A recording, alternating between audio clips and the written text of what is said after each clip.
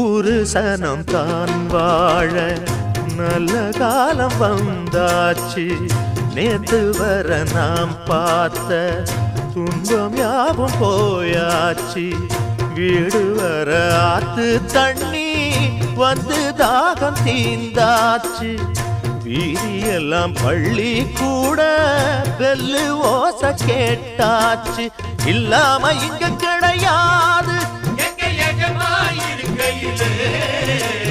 பொல்லாப்பு நம்ம